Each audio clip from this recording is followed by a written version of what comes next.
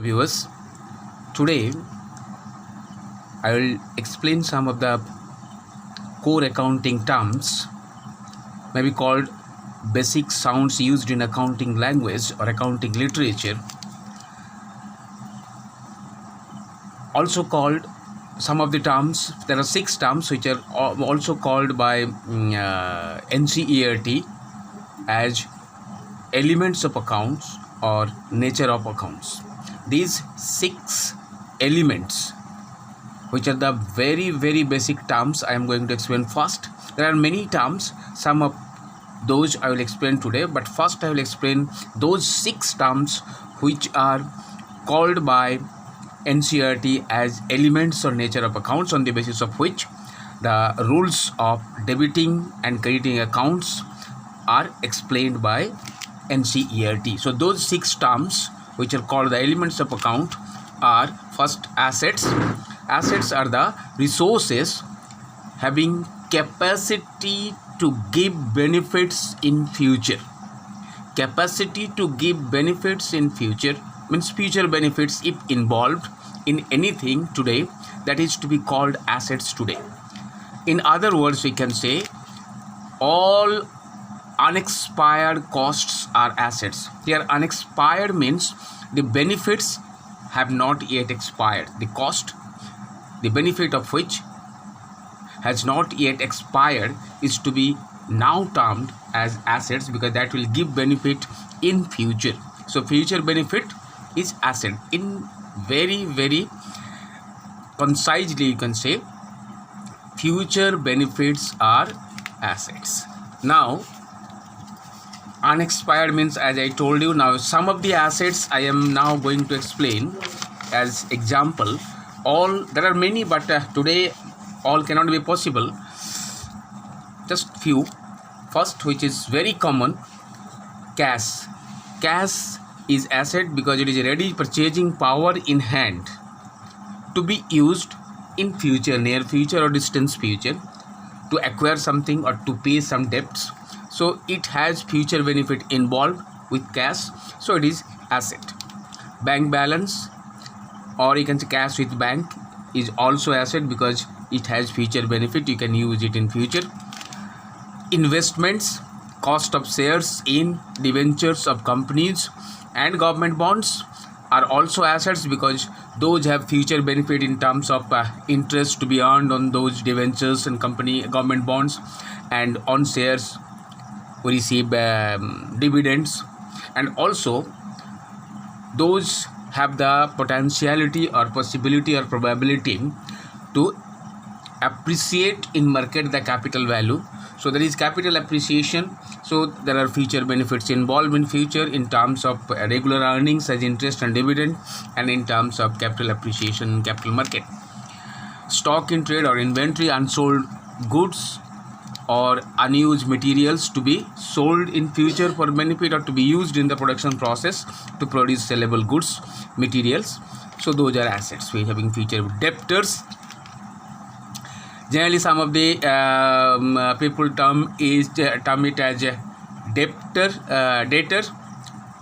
Those are actually debtors or debtors, as you term, are credit customers to whom we have sold goods on credit or we sell goods on credit, and from whom will receive, the business will receive in future. So there is future benefit involved with them. So the debtors or debtors are assets. Here credit means, let me say, because some students sometimes when I ask, they say credit, they cannot get the language, so they say udhari. Credit means buy now, pay later. Now you go to prepaid or unexpired expenses, paid now for future benefits to be received in future. Future benefit to be received, some benefits in future. Paid now. Now you are paying for the expense. Those will become expense in future, not now. So those will give benefit in future. Now you are paying like advance salary, advance rent, anything paid in advance. For advance rent you will use in future, for advance salary they will work in future. So those are assets because future benefit involved in such payments. Accrued revenues or accrued incomes. Accrued revenues means we have already earned those, earning process has been completed, but we have not yet received in terms of money, so those will give us future benefit in terms of money value, so those are assets. Future benefits are involved. Now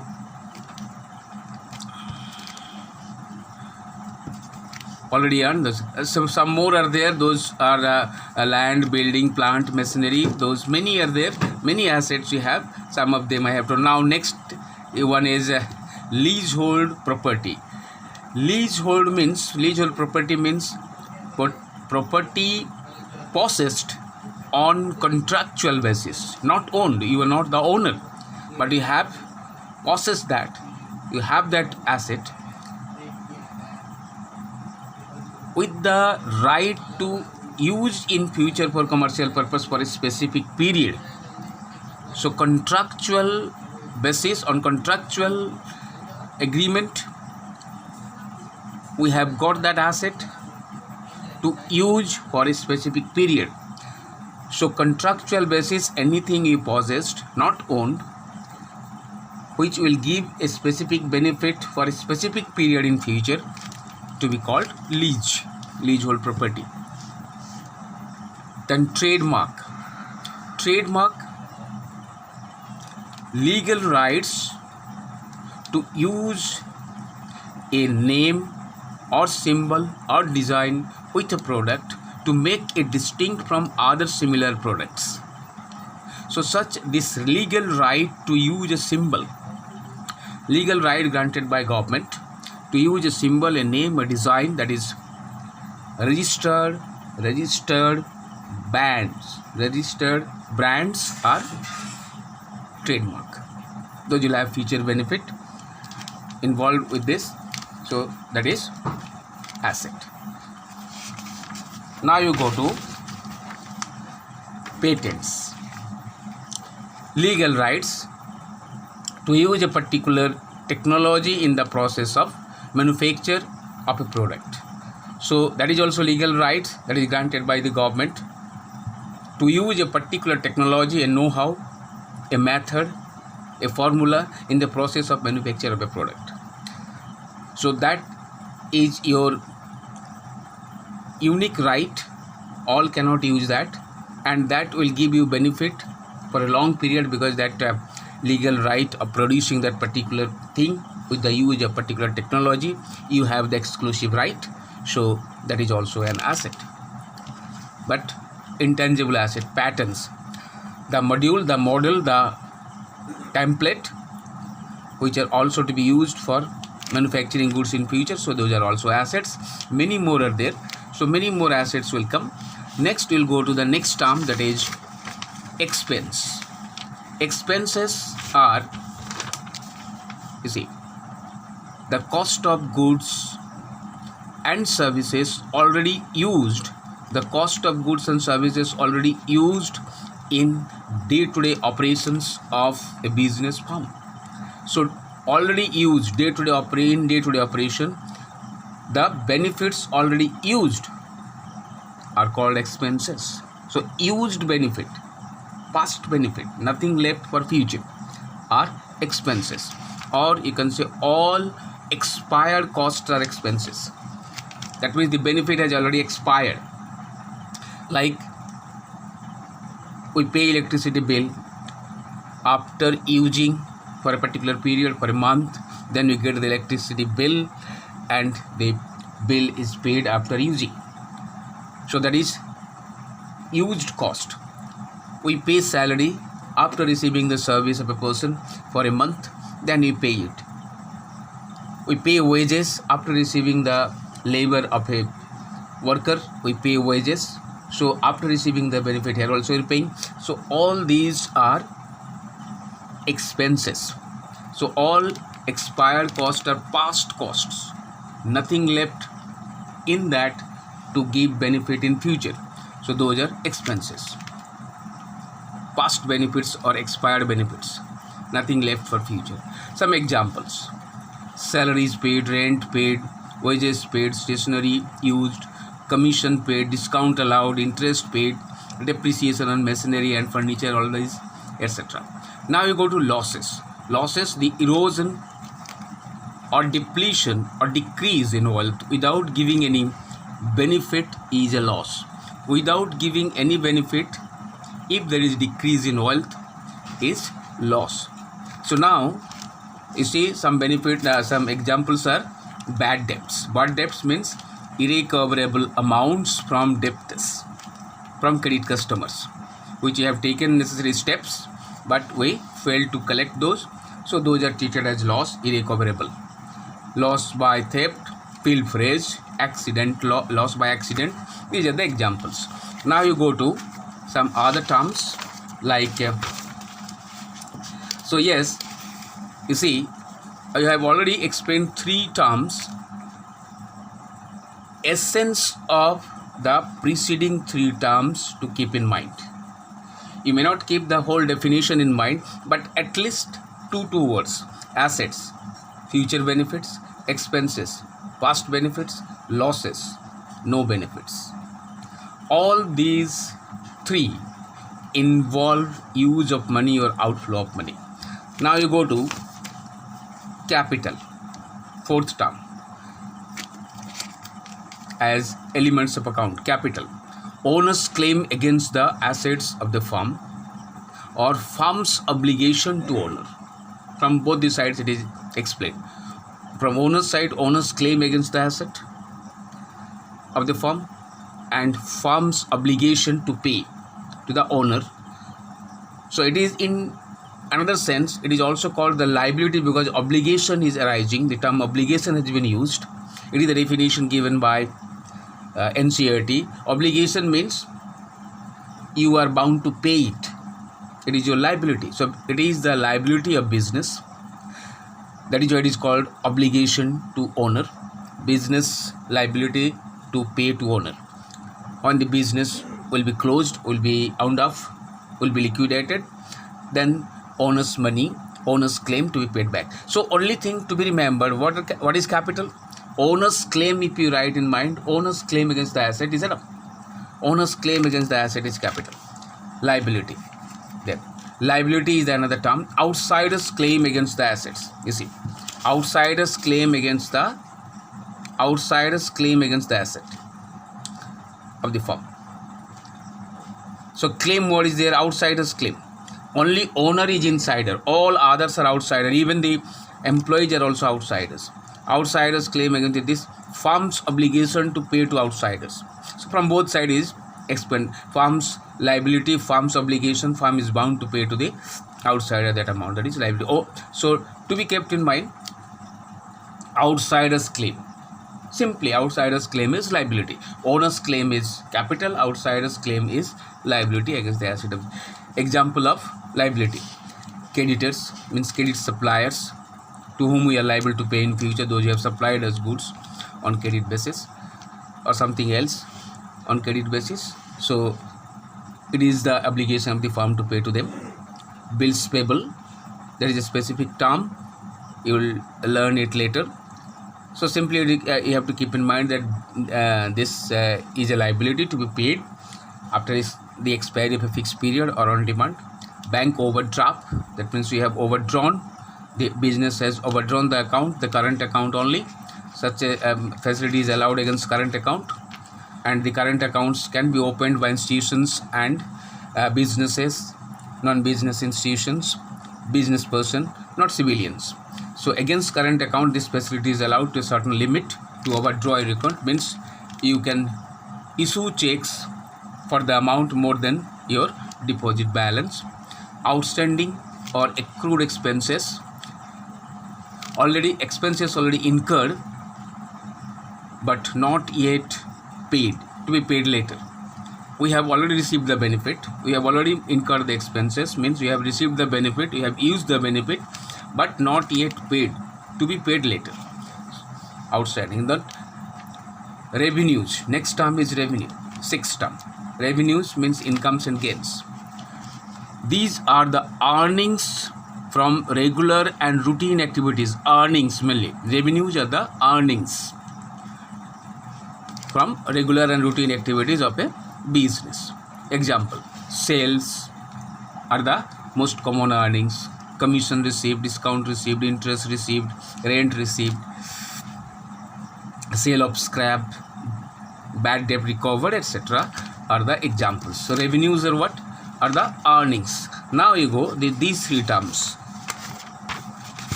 There, the essence of the term is here.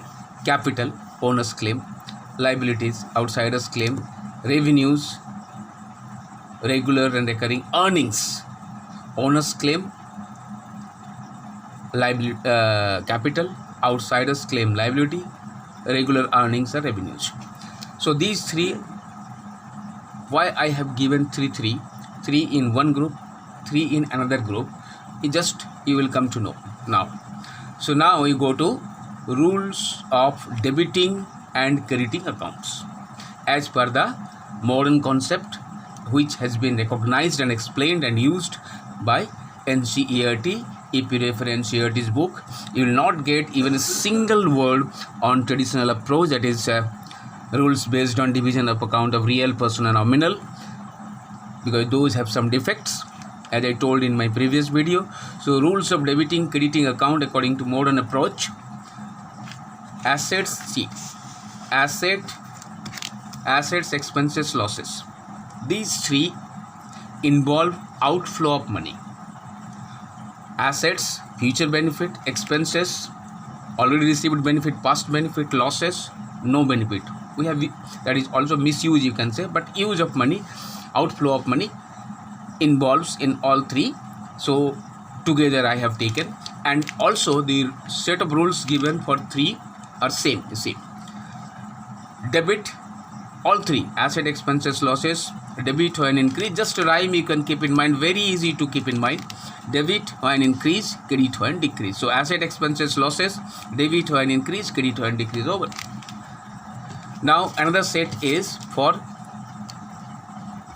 three others: capital, liabilities, revenues. These three brings about inflow of money. So those are taken together. For those three, another set, just opposite of the first one. Debit when decrease, credit when increase. So early 5 minutes you need to memorize those. Asset, expenses, losses; debit when increase, credit when decrease; capital, liabilities, revenues; debit when decrease, credit when increase. Some more terms are also there. Those are the 6 elements, core accounting terms, on the basis of which we have got the rules as per the modern concept based on accounting equation. I will explain in my next video accounting equation. On the basis of accounting equation, those rules have been given. Now some more terms are there. Debit. What do you mean by debit? Actually, debit comes from the Italian debito, which comes from the Latin debita or debio, which means owed to the proprietor. Abbreviated form is DR, owed to the proprietor. But practically it is used, it's given very clearly in NCERT's book. Practically, debit refers to the left side of an account. Debit is the left hand side of an account. And next is, we'll go to credit. Next term, credit. Credit comes from Italian credito, which comes from the Latin credo, which means owed by the proprietor. Practically refers to the right hand side of an account. Right hand side of an account. You have to know what is an account. Now you go to what is an account. It is simply a place or a record specified for grouping or classifying one nature of transactions taken place during a given period. So it is a place, like your classroom is a place, an account for the students of 11 commerce. So when all the seminal nature of transactions are taken into one place, taken place during a given period in one place, that place is called account. That is a record. So an account is a place specified for similar nature of transaction, one nature of transaction to be classified. Now, transactions are the economic facts or events. Event word, let me say, event word is differently defined by different writers, but more or less same like transactions. Some say events, an event consists of several economic transactions, economic facts or transactions. Some writers say event may be economic or non-economic. Economic events are transactions. So that I have taken here to just eliminate the confusion. Economic facts or events, transactions which can bring about a change in the financial position, of an entity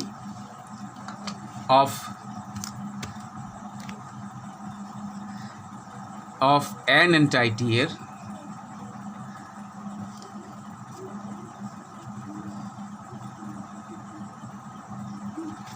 of an entity, organization, and can be measured in terms of money. So there are two characteristics of main basic characteristics. Any fact which can be expressed in terms of money and can bring about a change in the financial position together to be called a transaction.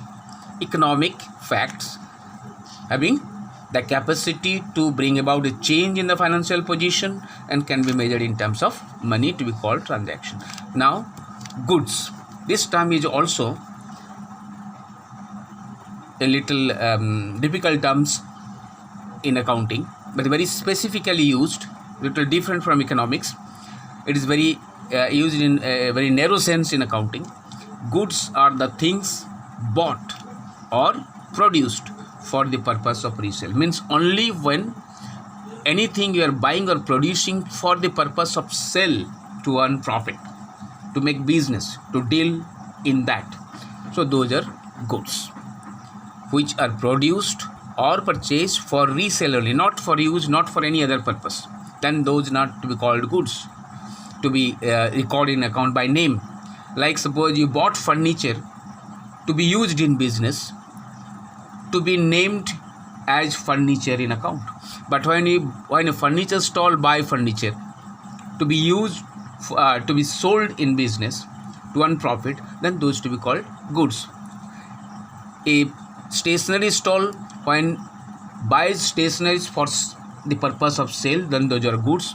But when stationery stall uses some of the stationeries bought for sale, used in business, to be recorded as stationery used expense, not goods. So goods are mainly termed to mean things to be sold in the market to earn profit. Actually, the term goods is not used in accounting. In its place, the following terms are used: purchases, sales, purchases returns or returns outward, sales returns or returns inward, stock or inventory. Means these are that. Okay, now there are many more terms in accounting will come. I will explain in course of going ahead. So today this much. Thank you.